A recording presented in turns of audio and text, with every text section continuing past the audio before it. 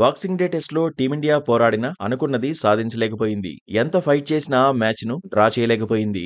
ఆఖరి రోజు చివరి సెషన్ వరకు ఆస్ట్రేలియాను నిలువరించిన భారత్ ఆ తర్వాత మాత్రం చేతులెత్తేసింది. ఇంకో గంట సేపు పోరాడితే మ్యాచ్ డ్రా అయ్యేది. అది దాదాపుగా గెలుపుతో సమానంగా మారేది. కానీ కీలక సమయాల్లో రిషబ్ పంత్ 104 బంతుల్లో 30 పరుగులు, యశస్వి జైస్వాల్ 208 బంతుల్లో 84 రన్స్ చేసి అవుట్ అవడంతో భారత్ కు ఓటమి తప్పలేదు. వీళ్ళిద్దరూ ఇంకొంచెం సేపు ఆడుంటే రిజల్ట్ మరోలా ఉండేది. అయితే టీమిండియా ఓటమికి ఈ జోడీ నిష్క్రమణతో పాటు కెప్టెన్ రోహిత్ శర్మ తీసుకున్న ఓ నిర్ణయం కూడా కారణమని చెప్పాలి. అదేంటో ఇప్పుడు చూద్దాం.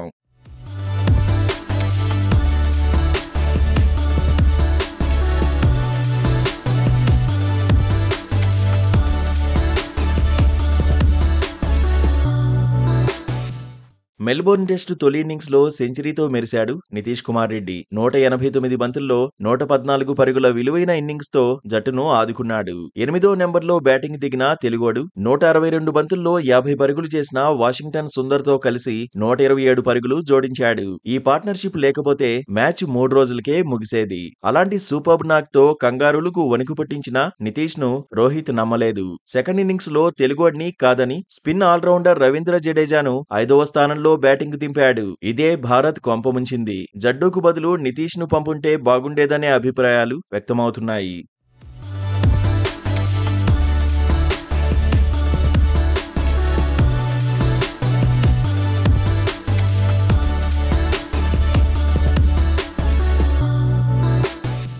ఐదో స్థానంలో బ్యాటింగ్ దిగిన Jadeja pacer Scott Boland bowling లో కీపర్ క్యారీకి క్యాచ్ ఇచ్చి నిష్క్రమించాడు. ఒకవేళ జడ్డూ కంటే ముందు నితీష్ బ్యాటింగ్ వచ్చుంటే బోలాండ్ ను మరింత ధీటుగా ఎదుర్కొనేవాడు. బోలాండ్ బౌలింగ్ లో ఫస్ట్ ఇన్నింగ్స్ లో అతడు భారీగా పరుగులు చేశాడు.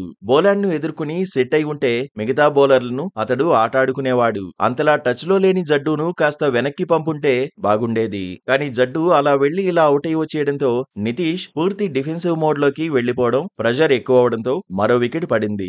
సెంచరీ బాదిన నితీష్ తో పాటు సాలిడ్ డిఫెన్స్ తో గోడలా నిలబడుతున్న సుందర్ ను బ్యాటింగ్ లో ప్రమోట్ చేసి జడ్డూను కిందకి పంపుంటే ఈ పరిస్థితి వచ్చేది కాదనే అభిప్రాయాలు వ్యక్తమవుతున్నాయి. రోహిత్ బ్యాటర్ గానే కాదు, ప్రణాళికలు వేసి అమలు చేయాల్సిన సారథిగాను ఫెయిల్ అయ్యాడనే విమర్శలు వస్తున్నాయి. ఈ ఓటమికి అతడు పూర్తి బాధ్యత తీసుకోవాలనే డిమాండ్లు వినిపిస్తున్నాయి.